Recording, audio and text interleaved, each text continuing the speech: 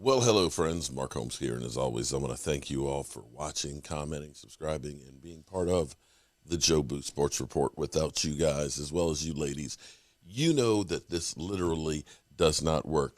You know, I have been blessed to be 56 years old and literally living through all of the glory years of the Dallas Cowboys. And last night, watching Cooper Rush, let's be honest here. Let's be honest, Cowboy fans. None of you, or very few of you, thought that Cooper Rush had a chance, a snowball chance in hell of actually winning that game. But I told you guys, listen, the Dallas Cowboys have a history of underdogs coming in and shining.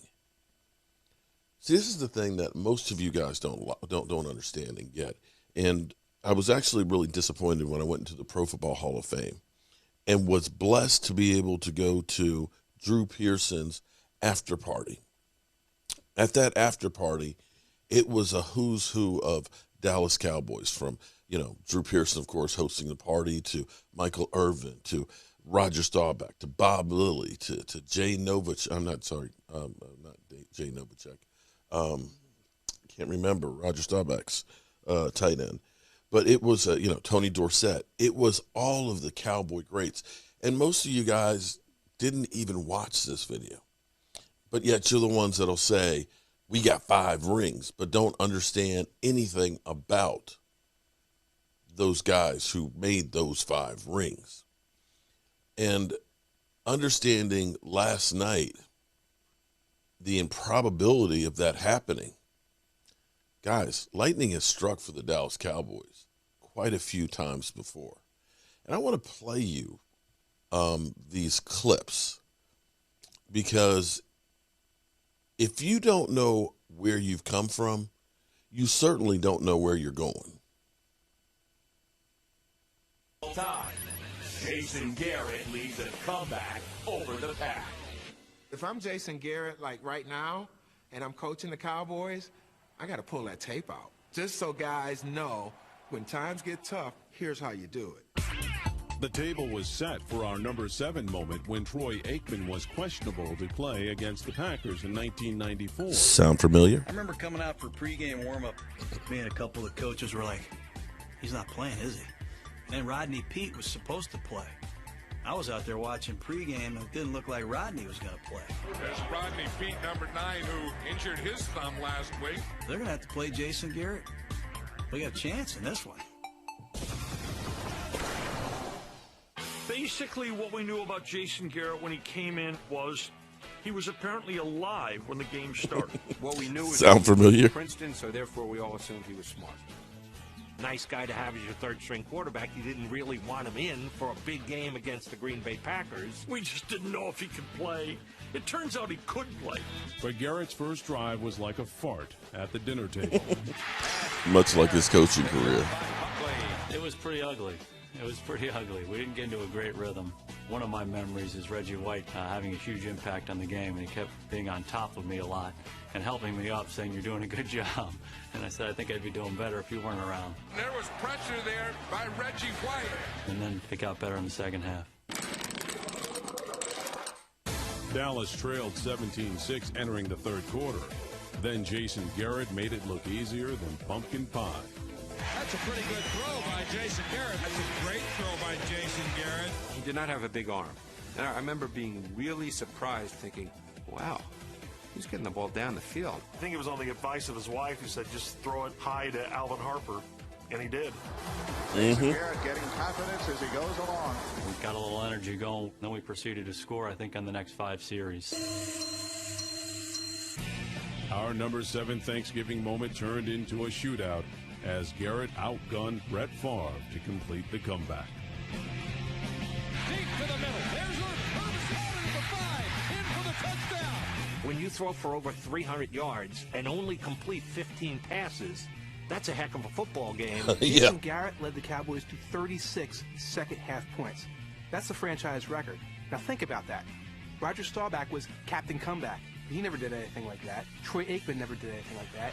What a day for Jason Garrett. Is this a great game? And we had some great Thanksgiving games in the backyard. which are somewhat legendary. But I think all in all, that was probably the best Thanksgiving. Happy Thanksgiving to you guys. Yeah. One hit wonder. I got another one for you guys. And this goes back to when I was... Number one Thanksgiving moment of all time. Clint Longley shocks the Skins. If there's ever an incredible NFL example of 15 minutes of fame, it's Clint Longley's. Every man has to have his day, and Clint Longley had his on Thanksgiving. Entering Thanksgiving 1974, Dallas was having a forgettable season, but arch rival Washington was fighting for home field advantage in the playoffs, and the Cowboys-Redskins rivalry was at a boiling point. Well, I mean, as a Redskin fan, George Allen was warm, nice. Don't worry about that, Mike. A little bit quirky. And Landry was, I don't know, the devil, basically. Darren Talbot actually came out and said they were going to knock Roger out, and then they went ahead and did knock him out. Dallas fell behind 16-3, and in the third quarter, Roger Staubach's goose was cooked. Back then, when Roger Staubach went down, something was drastically wrong in Dallas. Roger Staubach took every single play. Roger Staubach was a tough guy. Roger Staubach never came off the field. Without Roger, I mean, Roger was everything. But the only thing Dallas had left at quarterback was Clint Longley. And when he came in, it stunned everybody. And here he comes, the Mad Bomber, Clint Longley. Yeah, who the hell is Clint Longley? Clint Longley took over, a rookie from Abilene Christian with no previous professional experience. The Redskins probably never heard of the guy. I still have no idea who Clint Longley is. No one had heard of Clint Longley. You know, against someone like the Redskins, there's no chance they're going to win a game. Didn't even have time to pinch myself. You know, you just go on in there and start throwing. And this little-known quarterback started throwing bombs. And I think basically it was throw it deep and hope. He knew he had to take his puncher's chance, and Longley had a big, strong arm, and he was going to give him the chance to throw the ball downfield, and that's exactly what he did. You know, I felt like the time I was a gunfighter with a football. If there was somebody open, I could hit him. I think when he came in, the opponent let down, thinking, cakewalk now. Oh, yeah. When Roger went out, it's like, yeah. As Longley started the comeback, and as you watched, you think, no. No. I could watch the tape of that game, and I would bet against him on tape to do it. With 28 seconds remaining, Dallas trailed by 6. Before you could say candy yams, Longley hit Drew Pearson with a 50-yard bomb. The touchdown completed the unthinkable comeback and landed Longley at the top of our list. That last touchdown to Drew Pearson was something that just came out of nowhere. It was incredible. And you know Drew Pearson was always good to make the clutch catch. But from Clint Longley, oh my goodness. From who? As for Clint Longley, even if he never completes another pass, they'll always remember the one he threw on Thanksgiving Day, 1974. If that one game made me immortal, okay, but I mean, I didn't mean for it to be that way.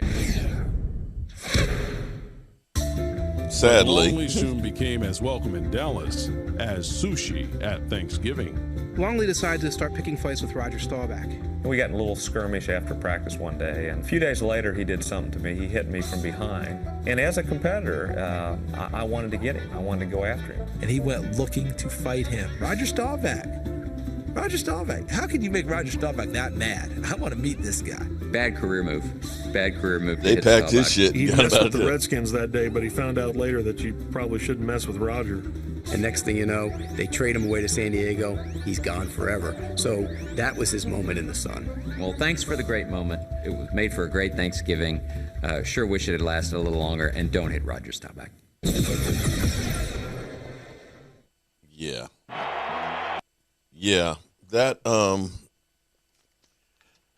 That was an incredible story. I remember it. I was 9 years old when that happened. Yes, I'm that old, literally. Hopefully, Cooper Rush won't have just this one game, this one moment like Clint Longley or Jason Garrett, that he'll end up having a good career here. Now, all of a sudden, he's waking up, people's eyes. I'm not going to say that this was an incredible performance. The main thing on this was the defense, the doomsday defense came to play and jacked some people up, and the team rallied with Cooper Rush. But Cooper Rush, you now have to put Cooper Rush up there with some of the greatest games of backups in the history of the Dallas Cowboys. He is now, at least in my mind, and having been a fan of the Dallas Cowboys for 56 years, up there with those games of Clint Longley and Jason Garrett. The backup that came in and saved the day and helped propel the Dallas Cowboys into a great season. Check out, and this is where I implore you to, check out the Dallas Cowboys from their past. Some of the greatest football players, as well as some of the greatest games. Not all of them were victories by the Cowboys. I go back to the Ice Bowl, one of the most iconic games in the history of football, to the Hail Mary, to the struggles against the Steelers in the Super Bowls. That, my friends, was when football was football and it wasn't decided by the referees in illegal contact.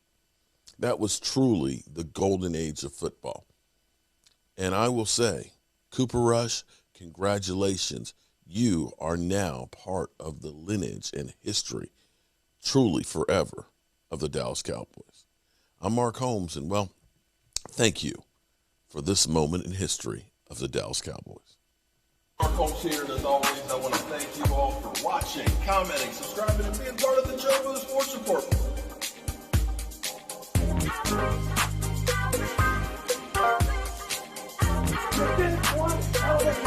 And the only thing else I got to say is, how about them Cowboys? I'll see you soon.